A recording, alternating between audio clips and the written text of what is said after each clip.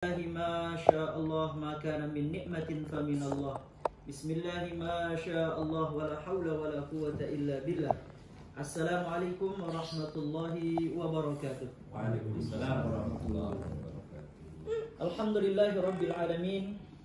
Alhamdulillahilladzi. Ketika kita mendapatkan nikmat yang menyenangkan hati kita, selalu ucapkan alhamdulillahilladzi bi nikmatihi tatimmus shalihat. Tapi kalau yang kita dapatkan adalah sesuatu yang tidak disenangi hati kita, sakit, itu menyenangkan tidak? Tidak. Atau musibah, si itu lagi kecelakaan. Misalnya gitu kan, kita dapat dengar musibah. Selain mengucapkan inna lillahi wa inna ilaihi raji'un, yang kita ucapkan adalah alhamdulillahi ala kulli hal. Jadi kalau kita dengar kabar atau kita dapat berita, misalnya kita sedang sakit, maka yang kita ucapkan adalah alhamdulillahi ala kulli hal, segala puji bagi Allah dalam setiap keadaan. Jadi kita dianjurkan bersyukur kepada Allah dalam setiap keadaan. Yang mana mereka pernah melihat surga? Tidak, ya Allah. Lalu bagaimana kalau seandainya mereka diizinkan Allah untuk dapat memandang surga? Maka malaikat menjawab, tentu mereka akan lebih berharap lagi untuk masuk ke dalam surga. Allah bertanya lagi kepada malaikat, apakah mereka pernah melihat neraka? Malaikat menjawab, tidak, mereka belum pernah melihat neraka. Andai mereka diizinkan Allah untuk dapat melihat neraka, maka malaikat menjawab, tentu mereka akan semakin berlindung daripada siksa neraka itu. Lalu kemudian para malaikat itu bertanya kepada Allah Ta'ala, ya Allah, ada orang yang kemudian berkumpul bersama mereka, tapi mereka itu tidak terlibat dalam majelis mereka. Apakah mereka juga mendapatkan keberkahan? Maka Allah menjawab, siapapun yang hadir dalam majelis itu, dia sungguh-sungguh atau tidak sungguh-sungguh sekedar mampir saja, maka dia pun akan mendapatkan rahmat dan keberkahan dari Allah Subhanahu wa Ta'ala. Itulah pentingnya kita bermajelis seperti saat ini untuk dapat menghadirkan keberkahan dari Allah Subhanahu wa Ta'ala. Maka dalam satu hadis disebutkan juga tentang satu rumah, di mana di dalam rumah itu kalau dibahas tentang Al-Quran, tentang keagungan Allah, maka rumah itu akan memancarkan cahaya ke langit. Maka penduduk-penduduk langit itu memperhatikan rumah itu bercahaya laksana orang-orang yang ada di bumi memandang bintang-bintang. Jadi kita melihat ke atas, kita lihat bintang. Maka penduduk langit melihat ke bumi, mereka melihat ada rumah-rumah bercahaya. Ternyata rumah-rumah itu adalah rumah yang dihidupkan di dalamnya Al-Quran dan membahas tentang keagungan Allah Subhanahu wa Ta'ala. Mudah-mudahan rumah ini termasuk rumah yang diizinkan bercahaya oleh Allah Subhanahu wa Ta'ala, sehingga akhirnya hidupnya menjadi tidak bahagia. Karena yang seharusnya ada di dalam hati manusia adalah Allah.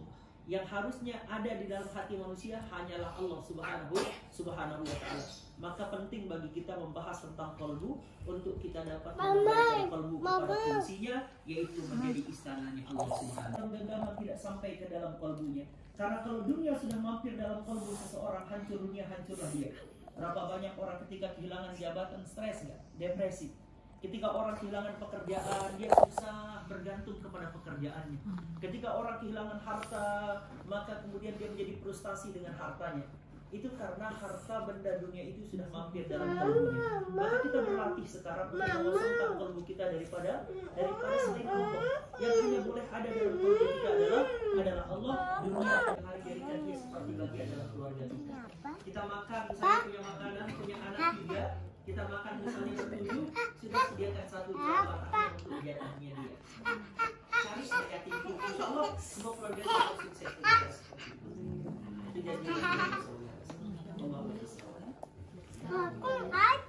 Sukses itu diukur dari apa? Maksudnya kalau ngomong sukses itu dilihat dari materi, mungkin kita nggak di materi, tapi sukses di sini sukses itu di mana? Masya Allah, ini betul nih, pertanyaan luar biasa ya. Ustaz, sukses itu ada di mana? Nah, saya sebenarnya ada kemarin di Twin Tower bikin video tentang sukses. Jadi sukses itu di dalam Al-Quran. Al-Quran menyebut sukses itu adalah faman zuhziha 'anil nar wa udkhilal jannata faqad faz. Yang dinamakan sukses itu adalah faman zuhziha 'anil nar, siapa yang dijauhkan Allah dari neraka, wa udkhilal jannah, dan dimasukkan dalam surga. Itulah sejatinya yang disebut dengan sukses. Jadi sukses itu adalah apabila kita mampu melakukan satu amal yang dengan amal itu kita meraih rahmatnya Allah, ridhonya Allah, yang menjauhkan kita dari neraka dan menjadi sebab kita masuk surga, maka itulah sukses. Contoh, orang yang punya anak yang rajin sholat, anaknya rajin baca Quran, anaknya secara rohani seimbang, dia bekerja juga, tapi dia juga soleh, maka itu sukses. Orang tua kita sudah punya harta, tapi dengan harta itu kita tahu kapan dibayarkan zakatnya, kapan dibayarkan, kita sukses.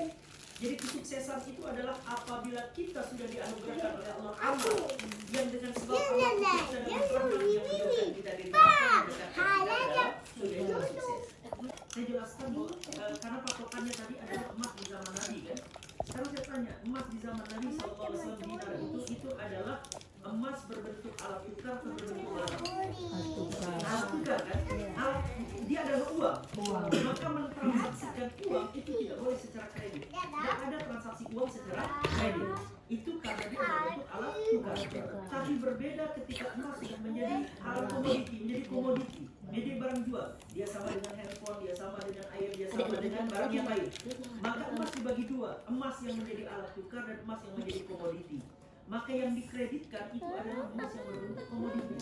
Maka ketika dia berbentuk komoditi, sebagaimana boleh kita mengkredit HP, mengkredit motor, maka bolehlah mengkredit emas itu karena dia bukan alat tukar.